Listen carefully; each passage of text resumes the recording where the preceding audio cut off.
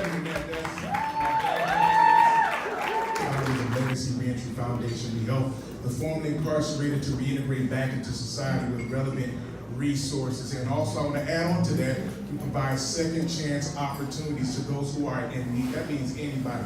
Now, I promise you, I will not be long. I was told that if you keep it short, they'll invite you back. So I plan to keep it short. Our theme for this year's Fight for Freedom Fund Dinner is We Can't Rest Now. The stakes are still too high. And based on that subject, I would like to share a brief message with you titled, A Call to Action. This is not church, but I want you just to repeat after me if you don't mind.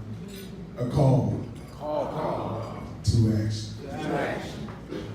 The Lord is my light and my salvation. Whom shall I fear? The Lord is the strength of my life. Of whom shall I be afraid? These words echoed in the mind of a young congressman named John Lewis as he traveled over the Pettus Bridge with the young Dr. Martin Luther King Jr. They faced extreme trials and tribulation, stumped and kicked by horses, beaten, hit with billy clubs. This is called what we know as Sunday or the Bloody Sunday. You all know that? 1965. And he is notated as saying that as I traveled over the bridge to establish voting rights and privileges in Alabama in 1965 for those African Americans who needed it, all of us did, I heard these words in my mind. The Lord, His presence is with me.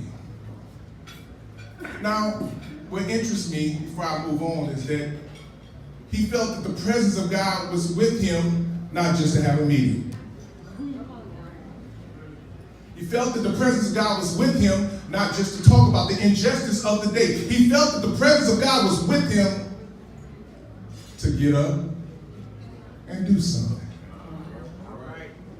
He heard the call to action.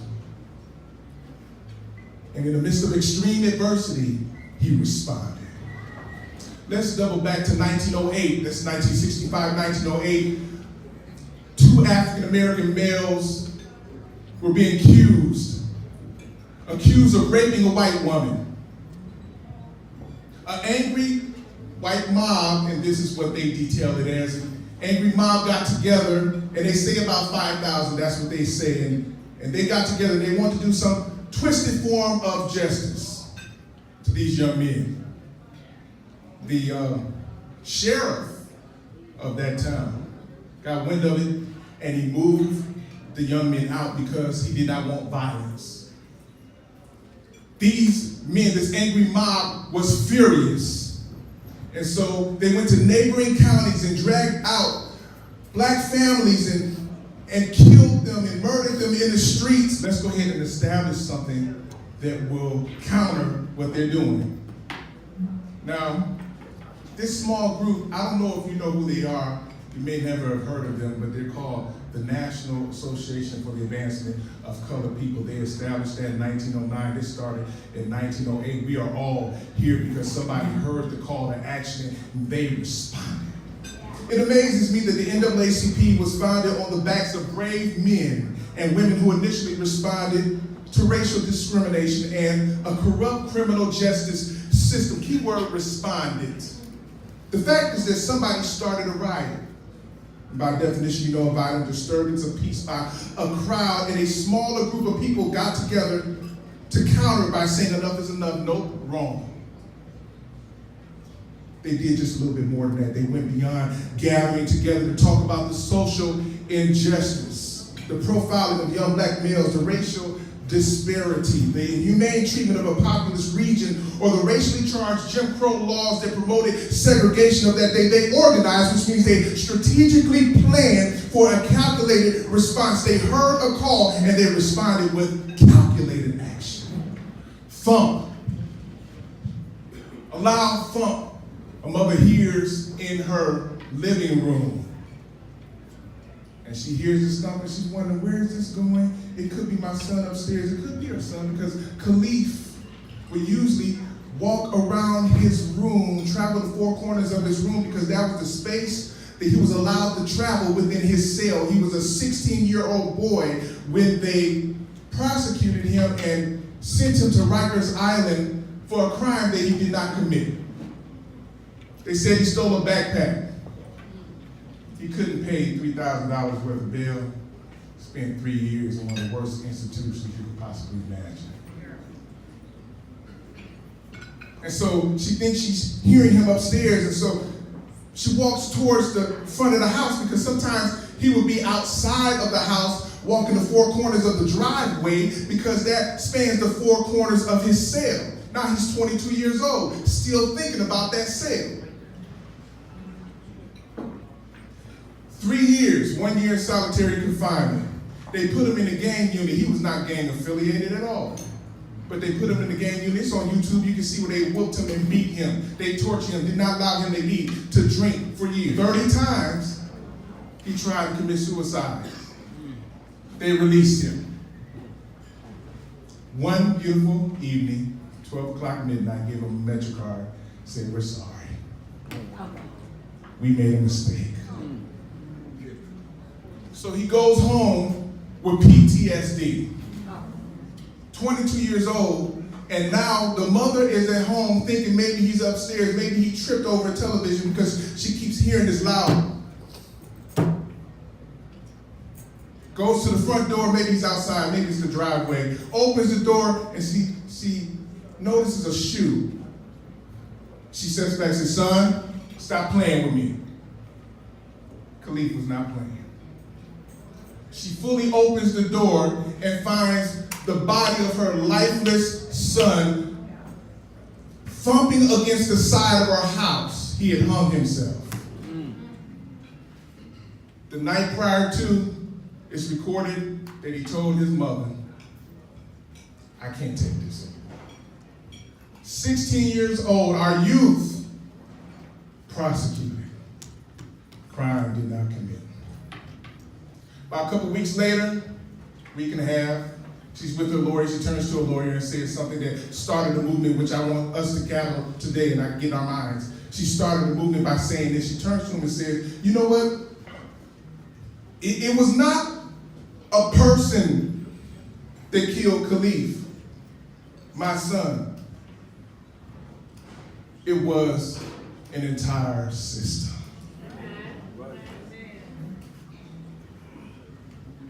We have a call to action. Can you hear Khalif's lifeless body beating against your house? Let's just pause and think about that for a moment. Can you imagine the thump of your own child's lifeless body beating up against the side of your organization, of your ministry, or what you're trying to do? Can you visualize shackles placed on the wrists and ankles of your child, something connected to you, too young to consume alcohol, but old enough to be placed in an adult institution? Can you peer into the eyes of today's youth who are traumatized by the penal system, but told to go home and to re-enter into a society dedicated to recidivism, dedicated to violating young black males within the first 3 years of their release? 2/3 of the individuals recidivated go back to jail. And if you did not know, locking up our young black men is indeed the new Jim Crow.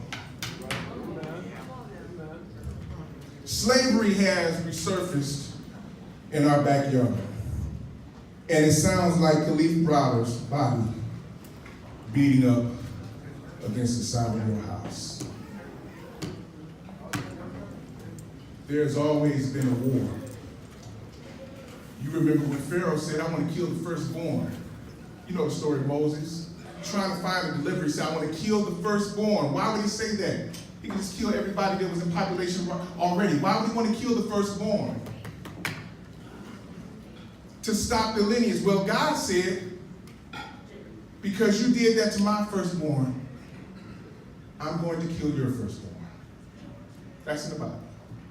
Now here's what we understand. 2 things. God understands, and so does the enemy that you're dealing with, lineage, legacy. We're all here because of somebody's legacy. And where the attack is, it's not in us coming together. This is great. But the attack is to stop us from empowering the next generation. Because if we get our youth to stand up and go to the voting polls, if we get our youth to stand up and say what's right and wrong, if we get our youth to say you can't prosecute me as a child, we will win and we will have a call to action.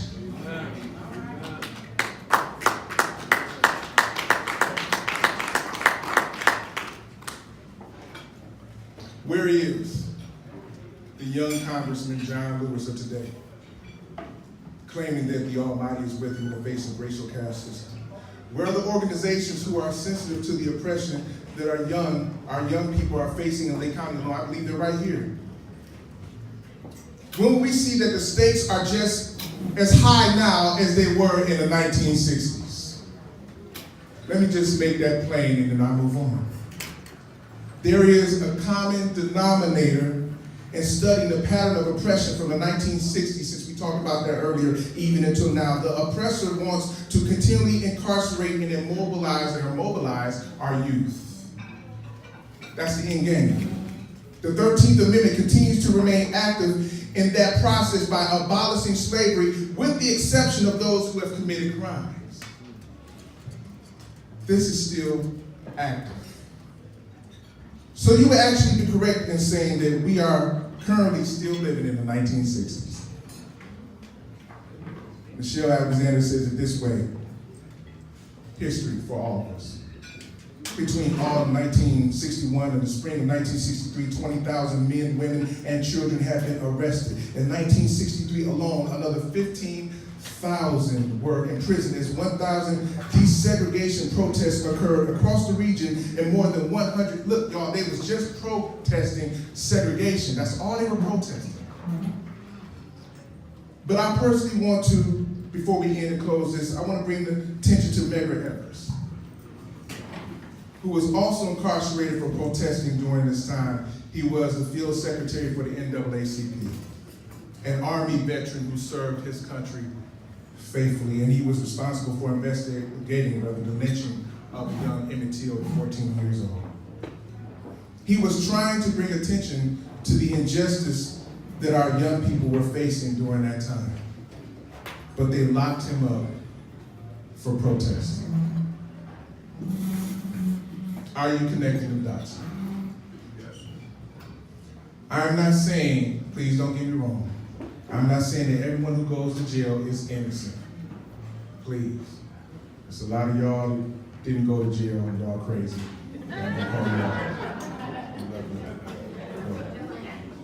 I am simply stating that the criminal justice system has been designed to crush our youth for decades. But there's always, here's the good news, there's always been somebody willing to answer the call in the face of extreme adversity.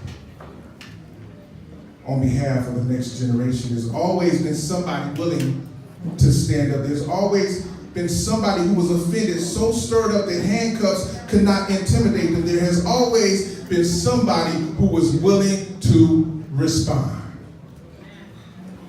I believe that somebody's in this room. In spite of the adversity that you might face, everybody ain't gonna like you, but you know what? I gotta do this one. People who are dealing with cancer and had to be treated, and they went through that, they come out of that and they say, you know what, I have to go back because I'm touched with the feeling of their infirmities. There's something that has touched me. There's something that burdens you that says, I gotta get up and respond. I have to do something. And it does not matter if you go with me, if you look at me crazy, if you don't like me, I'm still smiling. Do what God has called me to do, because there's some people out there that need to hear that you and I are going to respond to the call.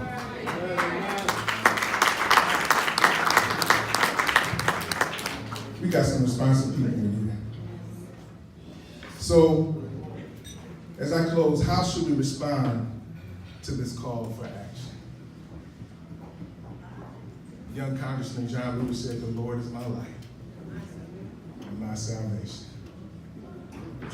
whom shall I fear? He said, the Lord is the strength of my life. He did not say programs. I've had programs. We help the formerly incarcerated. God is moving in what we're doing. It's not in our programs. It's not in all that we're trying to do. Not in the syllabus. Not in our education. It's a part of the fact that God is with us. And if we know God is with us, then we can boldly stand against opposition. Can somebody say amen? Amen.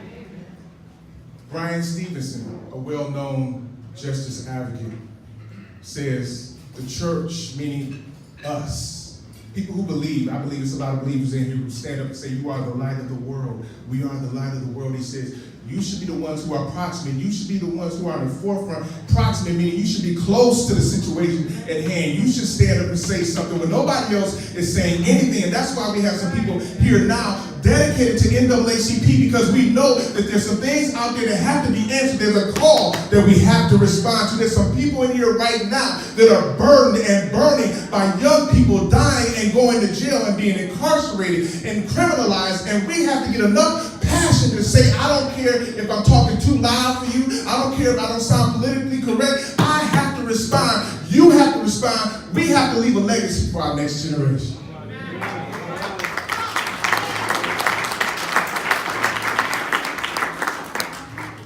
There are two things I want to leave you with, and that's it.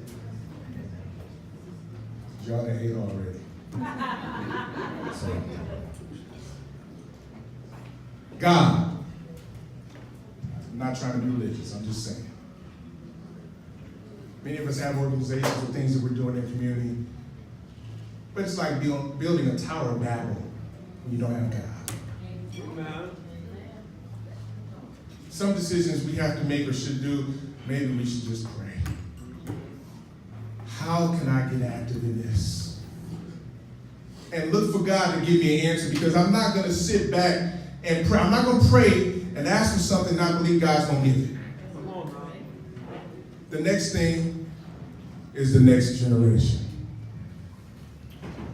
We are not here tonight or any other night for ourselves. We are here for the next generation. We are here to empower the next generation to fight for themselves.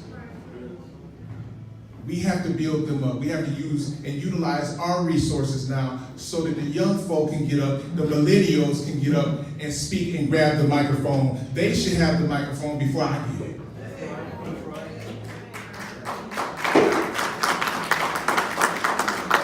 We are at a place now where we can take the background. I've been formerly incarcerated. I've been incarcerated. I'm in the jail now, the same jail that I was once locked up in. I'm teaching the class every Wednesday night. I've seen God do miracles. I've been in Bernard, Graham, Joliet. I've been locked up with thugs, killers, lifers, and God has brought me out, and I have a testimony, book energy. I've seen God do it for me, but if it just stops with me,